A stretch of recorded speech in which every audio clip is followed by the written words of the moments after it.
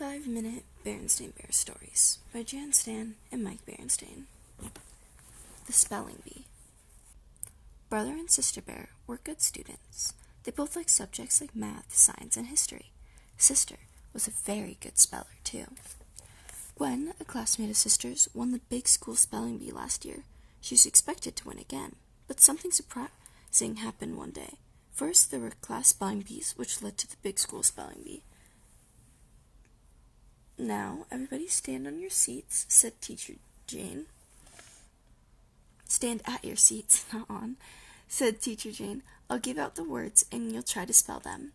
If you get a word right, you remain standing, and wait for your next turn. If you spell it wrong, you sit down." Soon, everyone in the class, except Gwen and Sister, was sitting down.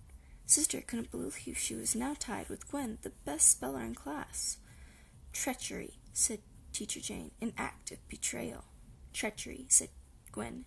Trechery. Treachery. "That is incorrect," said Teacher Jane. "Please sit down." Teacher Jane turned to Sister. She was the last one standing. "Treachery," said Teacher Jane, "an act of betrayal." "Treachery," said Sister. Treachery. Treachery. "That is correct," said Teacher Jane. "Congratulations. You will represent our class in the school spelling bee next Tuesday in the auditorium." By the time Sister got home, the whole family knew she had won the spelling bee. Papa was especially excited about it. "Congratulations, Sister," said Papa. "If you win the big spelling bee, you'll go to the big all-school spelling bee in Big Bear City." But Sister hadn't realized that. "Now here's what we're going to do," said Papa.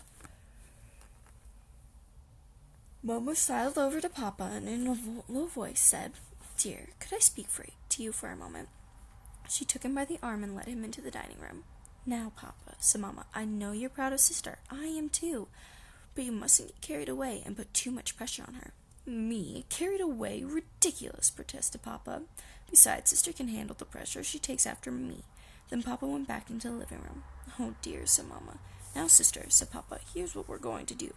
First, I'm going to go up to the attic to get my old vocabulary lists from the school. Then we are going to drill until you're letter perfect every word." Papa headed up to the attic. The lists took some finding, but Papa found them. Meanwhile, downstairs there was a knock on the door. Sister answered it. It was Lizzie and Jill. "Can you come over and play after supper?" "I'm afraid not, girls," said Papa, who had come down from the attic with his vocabulary list. "Sister and I are going to be busy preparing for the school spelling bee. The way I see it, we've got a good chance of going to the all-school spelling bee in Big Bear City." Papa was as good as his word. Every evening after school, he drilled Sister on vocabulary words. "Destitute," said Papa, "without money or property." "Destitute," said Sister. Destitute.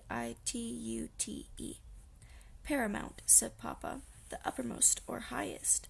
"Paramount," said Sister. Parap. I just looked at the same one. Paramount. I should just not even look since I know how to spell. "Prehistoric," said Papa. "Of that period before recorded history." "Prehistoric," said Sister. Prehistoric. Maybe I should put on my glasses.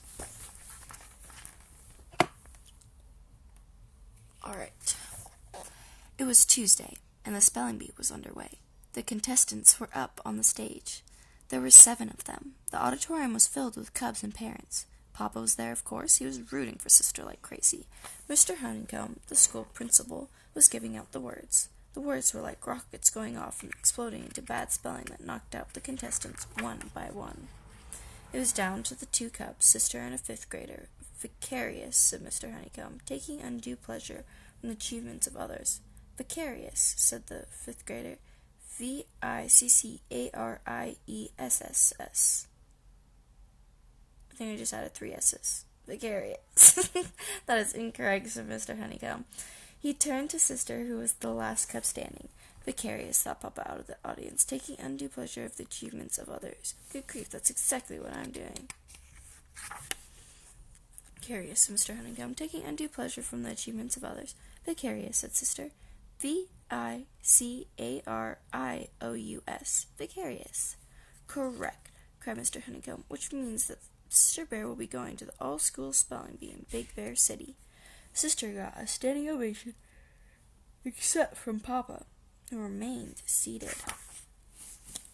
How about a little victory snack at Burger Bear, said Mama, as they left the school. Fine, said Papa. Sure thing, said Brother. Sister didn't say anything. She was lost in thought. Papa, she said, I don't know how to say this, and I don't want to disappoint you, but I don't want to go to the all-school spelling bee in Big Bear City. I just want to go to school, play soccer, and do things with my friends. Disappoint me, said Papa. You could never disappoint me. In fact, I'm very proud of you for having the courage to stand up for yourself. Tell you what, why don't you just take off and play with your friends? And that's what she did. That is the end of Berenstain Bears and the Baked Spelling Bee. That one was actually, I feel like, really short, but maybe it's because I was just having such a good time reading everything wrong. But sorry for the mess-ups in there. I just kind of laugh at myself. But thank you all for joining me and listening in, and subscribe if you want more of these, and I will see you for the next story. Adios!